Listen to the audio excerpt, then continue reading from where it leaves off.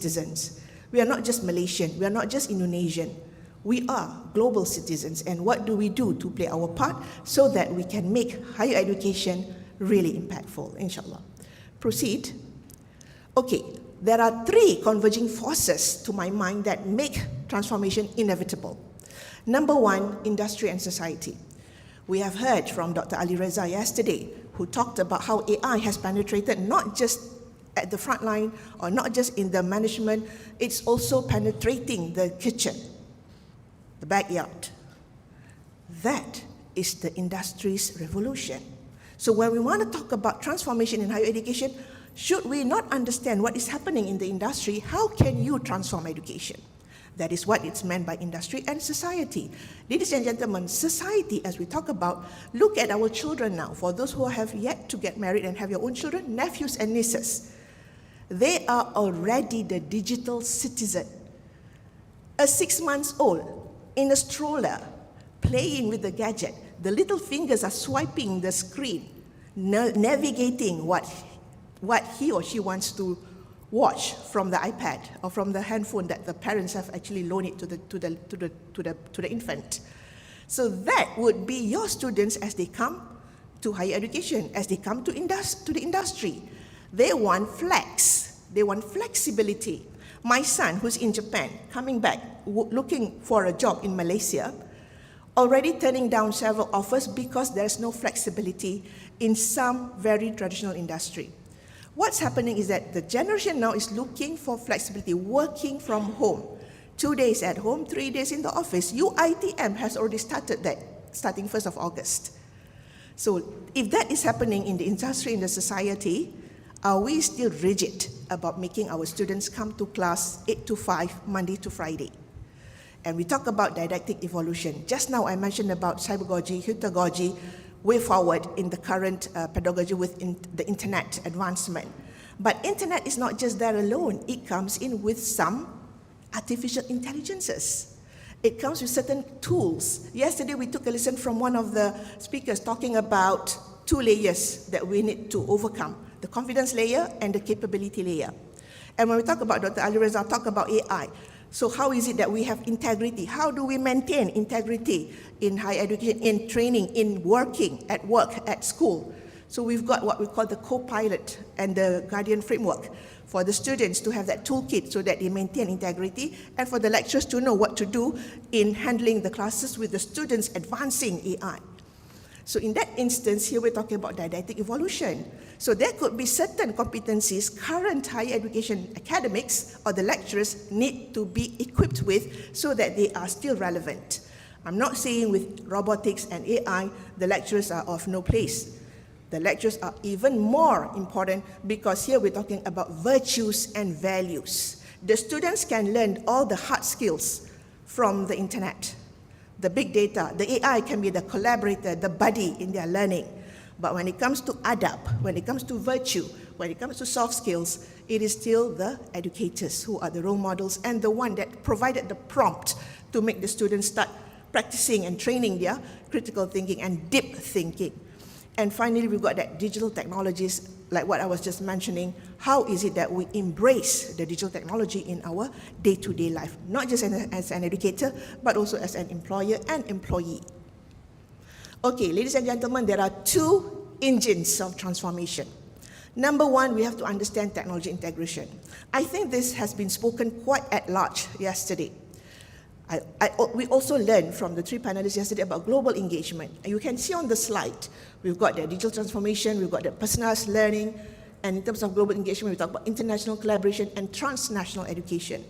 We have heard about how important it is for us to work as one team. Doesn't matter where we come from, which entity are we from? Are we from the government sector? Are we from the industry sector? Are we from the community? Are we from the university? All have a certain role to play so that there is total global engagement, and also we're talking about coming up with impact. The so what? Everybody can claim they can do something, but at the end of it, so what? What has that impacted the world in particular? Moving on. Okay, all along I've been talking about that typical traditional classroom delivery. That would be the one that you see at Tamagotchi. model in teaching and learning. Ladies and gentlemen, there are several models. If I have the time, easily 1 or 2 hours, I'd really like to explore this. But in lieu of only 15, 20 minutes I have, allow me to share this with you. Tamagotchi in particular is that traditional classroom. During my time, we come to class, the teacher knows all. The teacher instructs, you are supposed to be obedient, you're supposed to follow, and there is drills of exercises. That's Tamagotchi. And then come along student-centeredness, from teacher-centeredness going towards student-centeredness. And from student-centeredness, we've started having words like Jenga, Lego, and Transformer. If you are wondering what they are in short, rather in brief, this is what they are in particular. How the roles are different between the 4 evolution metrics of pedagogical evolution metrics. And you can see slowly from Tamagotchi, we are going towards Lego. That was when we started to talk about student-centeredness. And when we talk about cybergogy, we only talk about the internet. But now, with the advancement of the internet, with the tools, the AI, the big data analytics, we've got Lego and Transformer. So very, very briefly, I hope you can read through what's on the slide to understand the differences between Tamagotchi up to Lego and Transformer. So if you recall the slide that I showed earlier, slowly, the modular learning is coming in, and it is actually suggesting to us to forget about Tamagotchi model. Forget about the traditional approach of delivering higher education. We are slowly going towards Transformer. At the moment, many of us are already trying to venture into the Lego model. Now, ladies and gentlemen, you can see all that is kind of interesting to understand that how the Lego set model is already shattering the monolithic diploma. So are you all ready? Now, I'm challenging you. Think of your own program. For the students, the program you're following, where are you in this Lego set model? The lecturers, where are you in developing the syllabus? All right, the deans, the docent, and the rector, and the decan, where are you in deciding the way forward of the programs in your university? Okay, moving on. The Lego model was what I mentioned earlier. Now, the Transformer model is even more interesting because it integrates the lifelong learning professional experience. Remember, I mentioned about adult learners coming back to the university, picking up the book and saying that, I'm not going to read from this book. I'm going to ask you, whatever I've done the last 10 years of my life, can that be recognized as a competency? So that is what we call, as in Malaysia, we've got APEL. Accreditation of Prior Experience Learning. So we've got evidences, students could prove to us, this is what I'm able to do. We can give them a capstone project. We can check on their competency, whether they are really saying what they could do.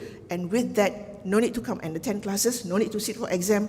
That portfolio, which details their competency, is already accredited as one module done, 3 credit or 4 credit. And let's say they've got several evidences of their in-house training or the short courses they've attended and the micro-credential, the badges that they've been collecting, that could also be translated into credits. And imagine for a degree in Malaysia, we've got 120 credit so that the students can get a degree.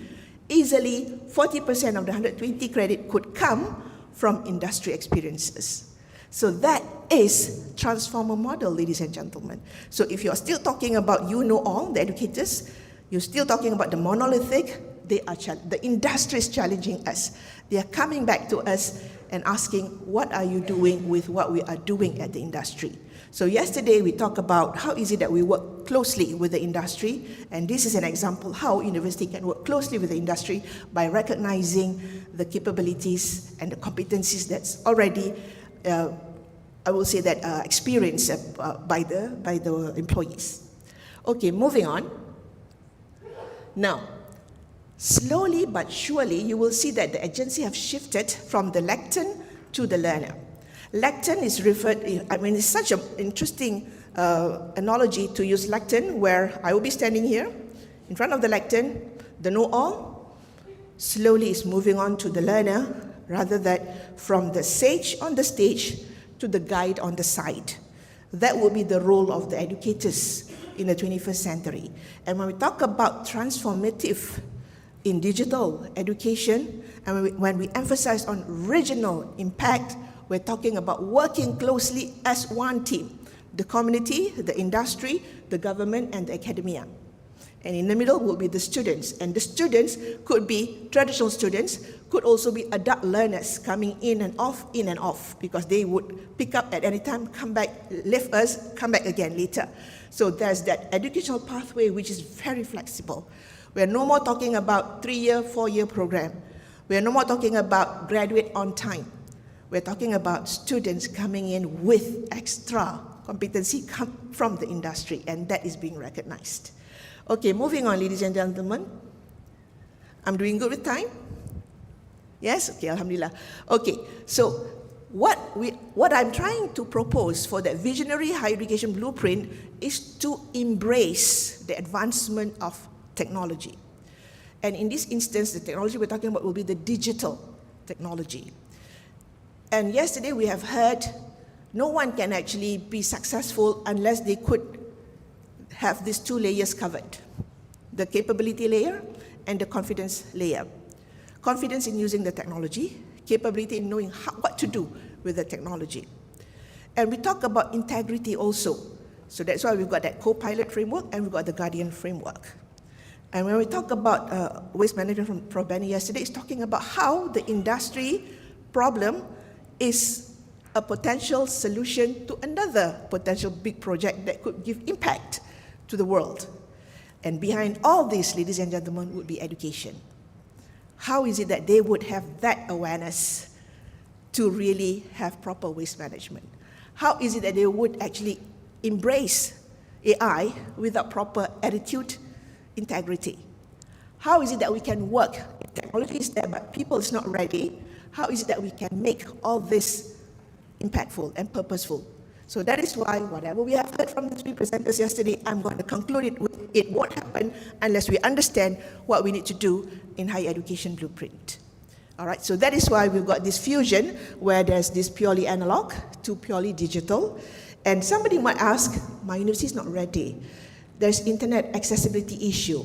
There are facilities issue. So in this instance, I'm not proposing that we deep dive. There could be that fusion bit.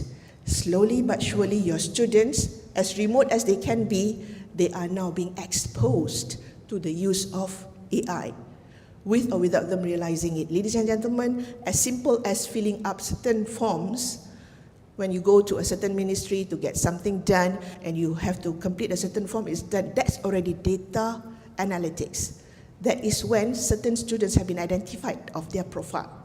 They are already in the digital world, even though you think they are living in the remote area, but the moment they are registered as a citizen of the country, the data is already being built up. Profile of that child is already being built up. The moment he entered primary school, the registration further confirmed this registration of that particular child in the digital world. So that is already happening. So the digital world can provide profile of the students understanding the career pathway. Now, just now, our moderator introduced all 3 of us. There was no interview done by Mr. Jamin to all of us. He would have gotten that information from the internet. And that internet would have compiled all of our information in one profile. That is artificial intelligence at work for our moderator. So that is what I'm trying to say. What we can do is to consider the fusion. If we are not ready for it, you are not ready for the world, actually. Okay, finally, coming up towards the end of my presentation, I have mentioned about AI also, and to my mind, AI is already here. It acts as the invisible infrastructure. With you realizing it or not, it's already there. Your students are already using Gemini. They are already using ChatGPT. For those in China, they've got what they call Kimi, DeepSeek, and etc. I was just at the lounge this morning and I was flipping through the newspaper. If you're reading Borneo Post, look on page 8. There is this interesting column that talks about how teenagers in China are rushing towards the AI front lines. So as small as 3-4-year-old parents are already sending summer classes on AI. So that is 3-year-old. What happened when they are 18 or 20 in the university? What happened when they are 25 in the industry? As little as 3 years old, they're already exposed to AI. So don't tell us we are not preparing them on how to work with AI as their buddy. Okay, ladies and gentlemen, this is the 5-point survival architecture for higher education. I've mentioned this throughout my presentation just now. In a way, this sort of like formed the summary of what I have in mind. And this is the 4 potential futures driven by market and government. This is from Ernst & Young, 2018, but I think it still holds true until now. The one on the Excel is showing how government dependent we are, and the one on the y-axis is showing how we are less and less dependent on the student. So here in this instance, I'm suggesting disruptor university is where we have less of government controlling and more of a student independence. So at one point, we are that champion university or commercial university. We need to start thinking about that virtual university, but more importantly, disruptor university. How are we ready to meet the industry, preparing our students to meet the demand of the industry if we are not ready to be the disruptor university? Finally, I have this to indicate how we need to start moving on from Tamagotchi or Jenga survival zone towards Lego and the transformer imperative. And this is my simple survey. You don't have to answer it to me. Just look at all the 10 items. Where are you? Because this is an indicator. If you want to ask me what are the indicators, whether we are ready or not for the transformation in higher education in this digital world, how would it be giving us impact to the region? These 10 items would be a very simple survey that you can try asking, because it also involves the university, it also involves the government, it also involves the industry that you are working closely with, and also the community that you have collaboration with. And for that, ladies and gentlemen, I would like to end my 20 minutes with this question to you. Are we ready for the transformative agenda in higher education? The tools, the models, and the pathway already existed. So the only remaining variable is our institutional courage. So let's go, like Buzz Lightyear would say in Toy Story, to infinity and beyond. Inshallah. Thank you very much. Thank you, Prof. Yeah, thank you so much, Prof. I think insightful presentations, transformations in the education's ecosystem. We will return back to that shortly. Okay, so in academics, we want to move to industry perspective. So with that, I want to invite the second panelist. We have Dr. Tan from Sarawak Energy Berhad, who will speak on building digital bridges for inclusive and sustainable regional developments. Over to you, Dr. Thank you. Hello. Okay, good afternoon, everyone. Good afternoon to all the distinguished guests, delegates, and all the academians, right? I'm not sure how many of you actually from Sarawak, or am I alone in this room who are Sarawakian? Any Sarawakian here? Oh, good, at least good. For those not from Sarawak, welcome to Sarawak, and hopefully you enjoy your time in along this area, all right? Okay, so when I was in the university time, I'm an engineer by profession, a power engineer by profession, but actually I'm involved in a lot of different places, including network engineers, biomedical, and even all the programmings. So that's why when we talk about, when I was in the universities, when people talk about power engineers, power industrial, people think that those are the group of people who are geek, who don't know how to use computer, who don't know how to use laptops, or even AI. At that time, there's no AI. We only deal with spanner. We deal with big transformers, not the transformer that you have right now. Big transformers, a line, and things like that. We are only building big equipments, not small equipments. All right. We are playing with oils and things like that. So this is the time where we talk about power industrial. All right. Oh, sorry, I forgot to tap my clicker. All right. This is the time when we talk about power industry. So today